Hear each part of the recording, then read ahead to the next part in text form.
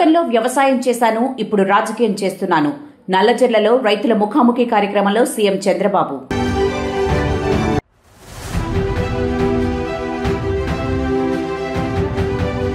ఇకపై పవన్ కళ్యాణ్ సినిమాలు నేను ఆడనివ్వను, జడ్చర్ల ఎమ్మెల్యే డైరెక్ట్ వార్నింగ్.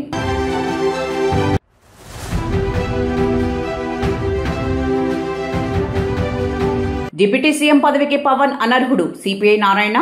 రాజకీయాలు వదిలి సనాతన ధర్మం చూసుకోవాలని హితవు.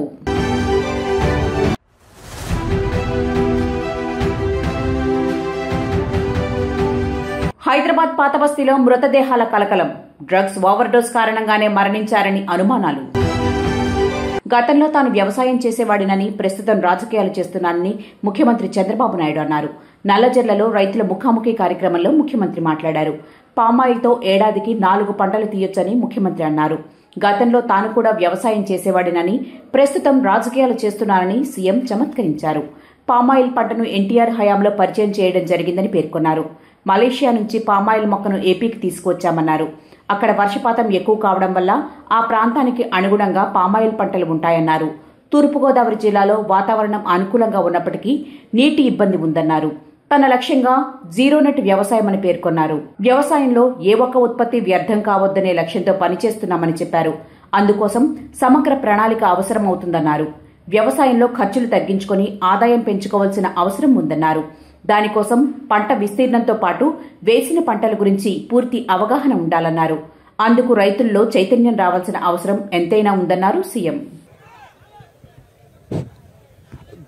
గౌరవనీయులైన శ్రీ నారా చంద్రబాబు నాయుడు గారు ముఖ్యమంత్రి గారికి నమస్కారం సార్. అలాగే నాయకులకు, పెద్దలకు, రైతులందరికీ నమస్కారం అండి.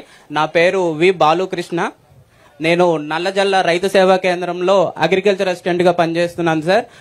నా రైతు సేవ పరిధిలో 2265 ఎకరాలు సాగు భూమి కలదు సార్.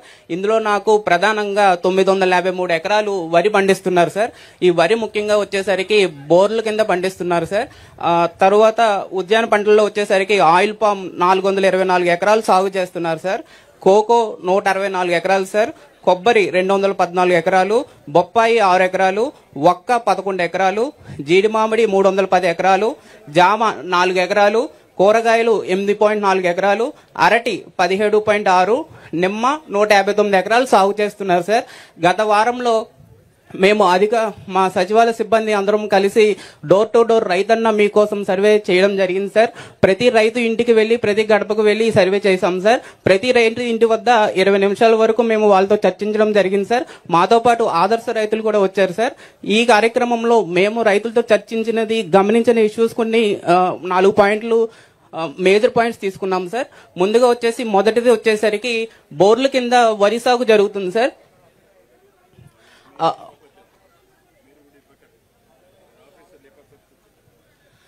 బోర్ల కింద వరి సాగు జరుగుతుంది సార్. అందులో వచ్చేసరికి 500 ఎకరాలు ఐడెంటిఫై చేయడం జరిగింది సార్. ఈ 500 ఎకరాలు వచ్చేసరికి మనకి అప్లాండ్ లో ఉంటుంది సార్. ఇది మనకి ఆయిల్ పామ్ సాగుకి చాలా వీలుగా సూటబుల్ గా ఉంది సార్.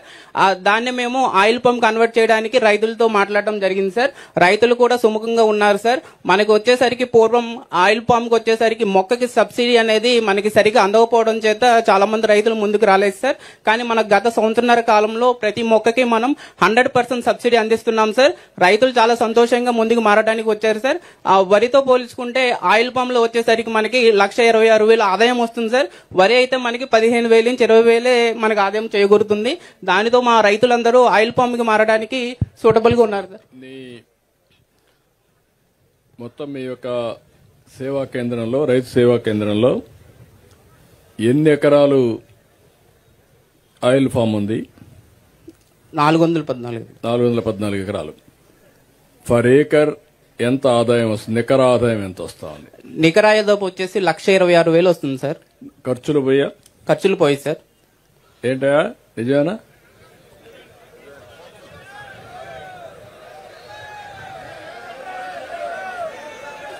అందుకే నేను ఉపన్యాసాలు వినడానికి రాలా. ఇక్కడ మీ అందరిలో చైతన్యం రావాలి. బ్లైండ్ గా ఫాలో కావడం కాదు. విత్ ప్రూఫ్ ఆఫ్ కాన్సెప్ట్, వాస్తవాలని మనం పరిగణలోకి తీసుకొని, వెరీ ఈజీ. నీకు ఇక్కడే రైతాంగం ఉన్నారు. వీళ్ళంతా కూడా పామాయిల్ తీసుకుపోయి వేరేది ఎక్కడ ఇది చేయరు, ఫ్యాక్టరీకి ఇస్తారు. ఏ రైతు ఎంత తయారు చేశాడో ఉంది. Yes sir. ఉన్న తర్వాత ఈ ఊర్లో ఎంత దిగుబడి వచ్చింది లాస్ట్ ఇయర్ నీకు ఐడియా ఉందా? ఉంది సార్. ఎంత వచ్చింది? ఎకరానికి వచ్చి 10 టన్నులు వస్తుంది సార్. మొత్తం ఎంత వచ్చింది? మొత్తం వచ్చేసరికి ఎగ్జాక్ట్ గా ఉతామార్లు వద్దు. ఇంకా 4 ఇంకా రాబోయే రోజులంతా కూడా R&Dకి వెళ్ళాలి. మీరు వాస్తవాలు తీసుకోవాలి. దానిపైన ఎంత వచ్చిందో చూసుకొని. జనసేన అధినేత డిప్యూటీ సీఎం పవన్ కళ్యాణ్ కు జడ్చర్ల తెలంగాణ కాంగ్రెస్ ఎమ్మెల్యే అనిరుద్ రెడ్డి బహిరంగంగా డైరెక్ట్ వార్నింగ్ ఇచ్చారు. పవన్ కళ్యాణ్ చేసిన నరదిష్టి వ్యాఖ్యలపై తెలంగాణలో రాజకీయ దుమారం చెలరేగిన విషయం తెలిసిందే.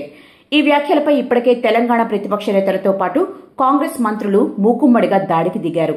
తాజాగా జడ్చర్ల నియోజకవర్గం కాంగ్రెస్ ఎమ్మెల్యే అనిరుద్ రెడ్డి మరొకసారి పవన్ కళ్యాణ్ పై తీవ్రస్థాయిలో విరుచుకుపడ్డారు. ఒక మీడియా సమావేశంలో మాట్లాడిన అనిరుద్ రెడ్డి పవన్ కళ్యాణ్ తీరుపై తీవ్ర ఆగ్రహం వ్యక్తం చేశారు. పవన్ చేసిన వ్యాఖ్యలకు ఇప్పటికీ క్షమాపణ చెప్పలేదు. అతడు క్షమాపణలు చెప్పకుంటే ఇకపై జడ్చర్లలో పవన్ కళ్యాణ్ సినిమాలు నేను ఆడనివ్వను. ఇది నా ఫైనల్ వార్నింగ్. పవన్ కళ్యాణ్ నన్నేం పీకుతారని అనుకుని క్షమాపణలు చెప్పడం లేదు, కనీసం స్పందించడం కూడా లేదు. వేరే నియోజకవర్గ ఎమ్మెల్యేలకు తెలంగాణ సెంటిమెంట్ ఉంటే వాళ్లు కూడా ఈ వివాదంపై ఖచ్చితంగా స్పందిస్తారంటూ అనిరుద్ రెడ్డి వెల్లడించారు. క్షమాపణ చెప్పాలని చెప్పి, కానీ ఈ రోజు వరకు అసలు స్పందించడం కూడా లేదు పవన్ కళ్యాణ్ గారు. అంటే నేను తమిళనాడు పోతే నాకు రెడ్ కార్పెట్, ఢిల్లీకి పోతే నాకు రెడ్ కార్పెట్, ఎవరు ఏమి పీక్తారని చెప్పి అని అనుకుంటున్నారా?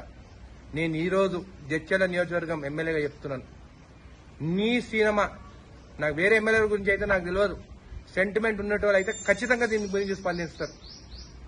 జడ్చర్లలో మాత్రం నీ సినిమా ఆడదు. నేను జడ్చర్ల ప్రజలకు చెప్తున్నాను, మొన్న కూడా చెప్పినాను, నేను కూడా పవన్ కళ్యాణ్ ఫ్యాన్ అని చెప్పి. కానీ నాకు sentiment important, Telangana sentiment important. నాకు జడ్చర్ల యువకుడు కూడా చెప్తున్నాను, మనని నరదిష్టి అని రాక్షసులతో పోల్చడం మాత్రం కరెక్ట్ కాదు. కోరుట్ల ఎమ్మెల్యే డాక్టర్ కల్వకుంట్ల సంజయ్ ప్రస్తుత కాంగ్రెస్ ప్రభుత్వంపై జగిత్యాల జిల్లాలోని మెట్పల్లి ప్రభుత్వ ఆసుపత్రి నిర్మాణ పనుల నిర్లక్ష్యంపై తీవ్రస్థాయిలో విరుచుకుపడ్డారు. ప్రభుత్వం ప్రజలకు అత్యవసరమైన ప్రభుత్వ ఆసుపత్రులను పట్టించుకోకుండా కేవలం కృత్రిమ నగరాలను నిర్మించడంపై దృష్టి సారిస్తోందని ఆయన విమర్శించారు. కేసీఆర్ హయాంలో మెట్పల్లి పట్టణంలో ప్రభుత్వ ఆసుపత్రి నిర్మాణ పనులు ప్రారంభించి దాదాపు 90% వరకు పూర్తి చేయడం జరిగిందన్నారు. కాంగ్రెస్ ప్రభుత్వం అధికారంలోకి వచ్చి 2 ఏళ్లు గడుస్తున్నా మిగిలిన 10% పనులు కూడా పూర్తి చేయలేకపోయిందని ఆయన ఆరోపించారు. మొదటి అసెంబ్లీ సమావేశాల నుంచి తాను ఈ ఆసుపత్రి గురించి, అలాగే పాఠశాలలు, మార్కెట్ల గురించి ప్రభుత్వాన్ని అడుగుతున్నా ఇప్పటి వరకు కనీసం స్పందించలేదని ఆయన వాపోయారు. 2025 ఈ కాంగ్రెస్ ప్రభుత్వానికి 2 ఏళ్లు నిండినందుకు వారికి శుభాకాంక్షలు తెలియజేస్తా ఉన్నాను. కాంగ్రెస్ ప్రభుత్వమేమో మేమేమో వాళ్ళు మంచిగా ఉండాలి, 5 ఏళ్లు రాష్ట్రాన్ని మంచిగా పరిపాలించాలి అని కోరుకుంటా ఉన్నాం. ఇవాళ వాళ్ళు ఇప్పుడు 2 ఏళ్లు ముగిసినందుకు వాళ్ళు సంబరాలు చేసుకుంటా ఉన్నారు. దానికి కూడా వారి శుభాకాంక్షలు. దయచేసి ఈ కాంగ్రెస్ ప్రభుత్వాన్ని ఒకటి రిక్వెస్ట్ చేస్తాను, 2 సంవత్సరాల నుంచి ఇప్పటికి పలుమార్లు అసెంబ్లీలో కానీ బయట కానీ చిన్న రిక్వెస్ట్ అని చెప్పి చేస్తా ఉన్నాను. మా ప్రజలు ఇక్కడ గుండెలు చేతుల్లో పట్టుకొని అవస్థపడతా ఉన్నారు ఆరోగ్యంగా. మీరేమో సంబరాలు చేసుకుంటా ఉన్నారు. పర్వాలేదు, మీరు సంబరాలు చేసుకుంటే చేసుకోండి సంబరాలు. మిమ్మల్ని చేతులు జోడించి మా కొరుట్ల కాన్స్టిట్యున్సీ ప్రజల వైపు నుంచి ఇప్పటికి 100 సార్లు అడిగినాను. మళ్ళీ ఒకసారి మీరు సంబరాలు చేసుకుంటున్నారు కాబట్టి మాకు మా పేషెంట్ల మా ఆరోగ్యం కోసం కనీసం వసతులు కల్పించిన రిక్వెస్ట్ చేస్తాం. కేసీఆర్ గారు 2 సంవత్సరాల క్రితం 90% పని పూర్తయింది. ప్లాస్టరింగ్ కూడా జరిగింది, మీ వెనకాలే కనిపిస్తూ ఉంది.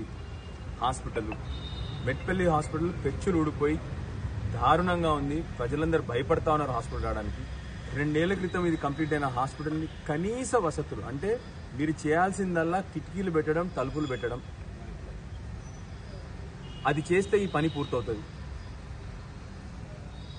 అంత చిన్న పని కూడా మీరు చేయలేని పరిస్థితుల్లో ఉన్నారు. మీరు సంబరాలు చేసుకుంటా ఉన్నారు. ఇది నేను చూపెడుతుంది కేవలం మచ్చుకకే, ఎందుకంటే ఇది ప్రాణాలకు సంబంధించిన విషయం కాబట్టి మీకు హాస్పిటల్ చూపెడతా ఉన్నాను. అదేవిధంగా మా మెట్పల్లిలో మార్కెట్లు కానీ మా బడులు కానీ మేము కోరే చిన్న చిన్న కోరికలు కూడా తీర్చలేకపోతున్నారు. మీరు కట్టుకోండి, ఆర్టిఫిషియల్ ఇంటెలిజెన్స్ సిటీలు, కృత్రిమ మేధస్సు సిటీలు కడతా ఉన్నారు. మరి మా మానవ మేధస్సును మాత్రం చంపుతా ఉన్నారు మీరు. మా ఊర్లో పేషెంట్లకి ఆరోగ్యం కోసం వస్తే హాస్పిటల్ సరిగ్గా లేదు. మీరు 4th సిటీ కడితే కట్టుకోండి, మా ఉన్న సిటీని కాపాడండి అని మిమ్మల్ని కోరుతా ఉన్నాము. ఉన్న సిటీకి రోడ్లు వేయట్లేదు మీరు, మా మార్కెట్లు కంప్లీట్ చేయట్లేదు, మా హాస్పిటల్ కంప్లీట్ చేయట్లేదు, మా స్కూల్ కంప్లీట్ చేయట్లేదు, కానీ సంబరాలు చేసుకుంటా ఉన్నారు. చేసుకోండి, మేము కాదనట్లేదు. మీకు లేక ప్రభుత్వంలోకి వచ్చినారు, సంబరాలు చేసుకోండి. దయచేసి మేము రిక్వెస్ట్ చేస్తా ఉన్నాం. మళ్ళీ ఒకసారి 2 సంవత్సరాలు పూర్తి చేసుకున్నారు. నేను మొదటి అసెంబ్లీ సెషన్లో కూడా కోరింది కేవలం మా హాస్పిటల్ స్కూళ్ళ గురించే. 90% పూర్తయింది. ఇక్కడ మా హాస్పిటల్, పాత హాస్పిటల్ పెచ్చులూడిపోతా ఉంది.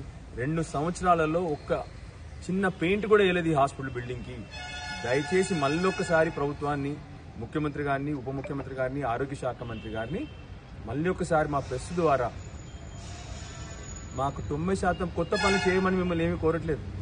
ఆ రోజున్న ఈ హాస్పిటల్ ఫినిష్ చేయమని చెప్తున్నాం. ఆ రోజున్న మా మార్కెట్లని 90% అయిపోయింది, అది ఫినిష్ చేయమని చెప్తున్నాం. ఆ రోజు మా ప్రభుత్వం ఇచ్చిన TUFADC ఫండ్స్ ఏదైతే ఇచ్చినారో మెట్టిపల్లి కొరట్లకు, అవి 2 కూడా ఇచ్చి తొందరగా కంప్లీట్ చేయమని కోరుకుంటా ఉన్నాము. మిమ్మల్ని కొత్త పథకాలు కూడా అడుగుతలేము. మేము దయచేసి సంబరాలు చేసుకోండి, ఆనందంగా ఉండండి. మేము మీతో పూర్తిగా సహకరిస్తా ఉన్నాము. ఇంకా 3 ఏళ్ళు మీరు మంచిగా చేయాలని చెప్పి కోరుతా ఉన్నాము. కానీ మా పేషెంట్లకు ఆత్మరక్షణ కావాలి, మా పేషెంట్లకు హాస్పిటల్ కోసం మేము రిక్వెస్ట్ చేస్తాం. దయచేసి వెంటనే ఫినిష్ చేయాలని చెప్పి కోరుతా ఉన్నాను ప్రభుత్వాన్ని. మళ్ళీ ఒకసారి సబితా ఇంద్రారెడ్డి తెలంగాణ రాష్ట్రంలో దివ్యాంగుల సంక్షేమం మరియు వారి పెన్షన్ అంశాలపై కాంగ్రెస్ ప్రభుత్వాన్ని విమర్శించారు. అధికారికంగా జరుపుకోవాల్సిన అంతర్జాతీయ దివ్యాంగుల దినోత్సవాన్ని ప్రస్తుతం ప్రభుత్వం పూర్తిగా మర్చిపోయిందని ఆమె ఆరోపించారు. ఈ విషయంలో ముఖ్యమంత్రికి సోయలేదు, మంత్రులకు సోయలేదు, కనీసం అధికారులు కూడా పట్టించుకోవడం లేదని ఆమె తీవ్ర స్థాయిలో ధ్వజమెత్తారు. ప్రస్తుత కాంగ్రెస్ ప్రభుత్వం ఎన్నికల ముందు దివ్యాంగుల పెన్షన్ 4,000 రూపాయల నుంచి 6,000 రూపాయల వరకు చేస్తామని స్పష్టంగా హామీ ఇచ్చింది. అధికారంలోకి వచ్చిన తర్వాత ఆ హామీని పట్టించుకోవడం మానేశారని సబితా ఇంద్రారెడ్డి ఆరోపించారు. ఈ ప్రభుత్వం దౌర్భాగ్యం ఏంటంటే అంతర్జాతీయ దివ్యాంగుల దినోత్సవం జరుపుకోవాలి, అధికారికంగా జరుపుకోవాల్సిన కార్యక్రమాన్ని కూడా మర్చిపోయారంటే అంతకన్నా దౌర్భాగ్యం లేదు. ఈ రాష్ట్ర ముఖ్యమంత్రికి సోయలేదు, ఈ రాష్ట్రం మంత్రివర్గానికి సోయలేదు. మరి అధికారులు ఏం చేస్తుంటారో అర్థమవుతలేదు. అట్లీస్ట్ అధికారులనే చెప్పాలి, వీళ్ళని గౌరవించుకోవాలి, ఈ కార్యక్రమం చేసుకోవాలని. అది కూడా ధ్యాస లేకుండా నిజంగా బాధ అనిపిస్తూ ఉంది ఇక్కడ చూస్తూ ఉంటే. మిమ్మల్ని అందరినీ పిలిచి పెద్ద ఎత్తున ఈ కార్యక్రమం వచ్చిందంటే చాలు వాసుదేవరెడ్డి గారు పరిగెత్తేవాడు, అక్కడ ఇక్కడ పరిగెత్తి ఈ కార్యక్రమం పెద్ద ఎత్తున చేయాలని. ఒకరోజైతే కేటీఆర్ గారు వారి బర్త్డే రోజు మన హైదరాబాద్లోనే ఒక పెద్ద మీటింగ్ పెట్టి మా దివ్యాంగ సోదరులకు పెద్ద ఎత్తున వెహికల్స్ అన్ని కూడా ఇచ్చున్నారు. ఒక మంచి వెహికల్స్ తీసుకొచ్చి దాంట్లో ఆ రోజు మీ అందరు సంతోషం చూస్తూ ఉంటే, ఆ వెహికల్ తీసుకొని చూస్తూ ఉంటే చాలా సంతోషం అనిపించింది. ఎల్బీ స్టేడియంలో పెద్ద ఎత్తున పెట్టున్నారు. అట్లా హక్కున చేర్చుకున్నారు. ఆ రోజు కేసీఆర్ గారి డైరెక్షన్తో హక్కున చేర్చుకున్న సందర్భం.